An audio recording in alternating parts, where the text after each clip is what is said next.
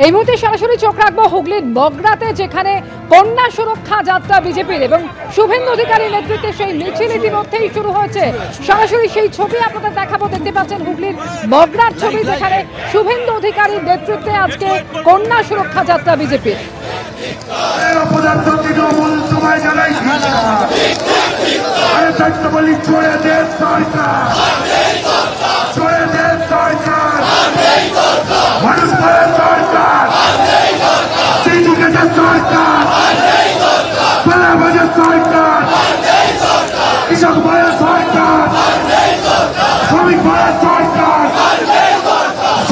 এই ছবি দেখতে পাচ্ছেন শুভেন্দু অধিকারী নেতৃত্বে কন্যা সুরক্ষা যাত্রা, যেটা শুরু হয়েছে হুগলির মগরায়। সরাসরি কথা বলবো, সমীরণ পাল আমাদের প্রতিনিধি রয়েছেন।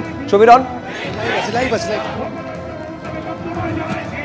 দেখো মগরাতে জিডি রোড করে সভা শুরু, কন্যা সুরক্ষা যাত্রা শুরু হয়েছে এবং মগরা স্টেশন রোডে যাবে, সেখানে জনসভা হবে।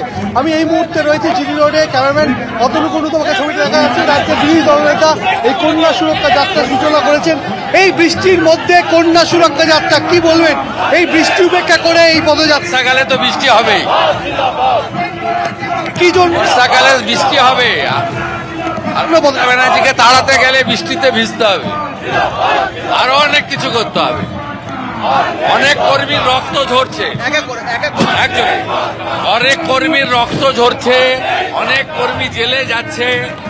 সরকারি কর্মচারী, যোগ্য শিক্ষক, চাকরি প্রার্থীরা নবান্নর সামনে পিচ রাস্তায় বসে আছে চড়া রোদে। অতএব এই ভয়ঙ্করী মুখ্যমন্ত্রীকে বাংলা থেকে গণতান্ত্রিকভাবে সরাতে গেলে অনেক দৃশ্য সাধন করতে হবে, এটা এমন কিছু নয়। আচ্ছা, আপনি কি মনে করেন বিহারের মতো এ রাজ্য এসআইআর চালু করা উচিত?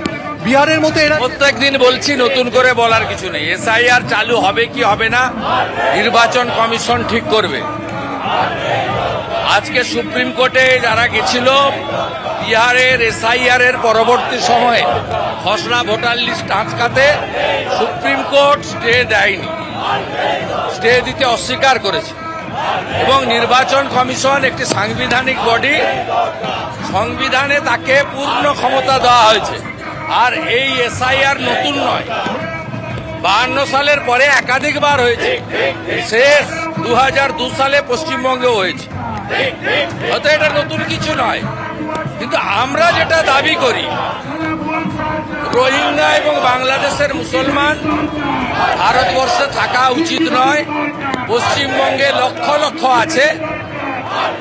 বাংলাদেশি মুসলমান এবং রোহিঙ্গা মুক্ত ভোটার তালিকা, বাংলাদেশি মুসলমান এবং রোহিঙ্গা মুক্ত পশ্চিমবঙ্গ আমরা চাই।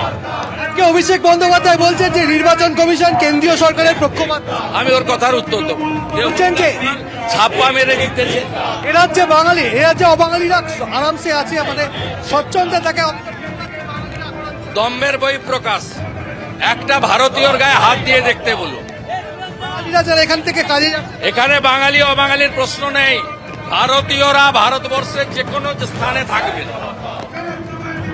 তিনি যে ভাষায় কথা বলুন, যে ধর্ম মানুন, তার জাত যাই হোক, সম্প্রদায় যাই হোক, সব ভারতীয় কাশ্মীর থেকে কন্যাকুমারী সব জায়গায় থাকবে। কারোর অধিকার নেই ভারতীয়দের সম্পর্কে বলার। উনি যেটা করেছেন, উনি ভাবছেন ওনার পিসি প্রধানমন্ত্রী। ওনার পিসি প্রধানমন্ত্রী নন, ওনার পিসি একটা প্রদেশের মুখ্যমন্ত্রী। দেশ চলে বাবা সাহেবের সংবিধানে। আর এই হরিদাস পাল ভাইপো এই পশ্চিমবঙ্গের মাটিতে জন্মেছেন। ডক্টর শ্যামাপ্রসাদ মুখার্জি এই মাটিটাকে ভারতে রেখে দিয়ে গেছিলেন বলে আমরা হাঁটছি শ্যামাপ্রসাদ মুখার্জির মাটিতে। ডক্টর শ্যামাপ্রসাদ মুখার্জির মাটিতে হাঁটছি। তিনি বাঙালি হিন্দুদের হোমল্যান্ড দিয়ে গেছিলেন। গতকাল বীরভূমে মুখ্যমন্ত্রী কেষ্টমণ্ডলের সঙ্গে সাক্ষাৎ করে হবেই তো। ধর্ষকদের নেত্রীকে মমতা ব্যানার্জি আবার বোলপুরে সুপার ক্লাব মিছিল হয়েছে।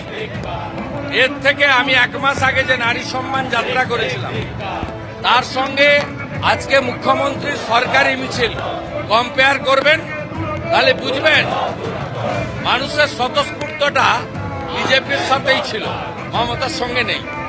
দেখতে পাচ্ছে যে হুগলি সাংগঠনিক জেলা বিজেপির ডাকে যে কন্যা সুরক্ষা যাত্রা, সেই কন্যা সুরক্ষা যাত্রা এই মুহূর্তে মগরা স্টেশনের দিকে এগিয়ে যাচ্ছে এবং সেখানে হুগলি সাংগঠনিক জেলা সভাপতি গৌতম চট্টোপাধ্যায় আছে।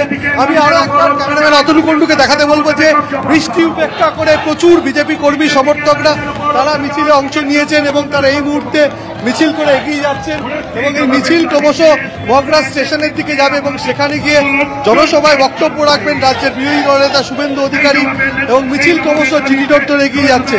ঘন্টা খানেক ধরে টানা বৃষ্টি আর আজকে যে রাজ্যের বিরোধী দলনেতার যে সভা তার আগে রাজনৈতিক চাপানোতর শুরু হয় এবং অভিযোগ যে তৃণমূলের তরফ থেকে সভামঞ্চে দলীয় পতাকা লাগিয়ে দেওয়া হয়, পুলিশের হস্তক্ষেপে বিষয়টি মিটে যায়। কিন্তু এই টানটান উত্তেজনার আবহে এই মুহূর্তে মিছিল মগরা স্টেশনের দিকে এগিয়ে যাচ্ছে এবং মিছিল শুরু হয়েছে মগরা রামকৃষ্ণ সিনেমা হল থেকে জিটি রোড ধরে মিছিল এগিয়ে যাচ্ছে মগরা স্টেশনের দিকে।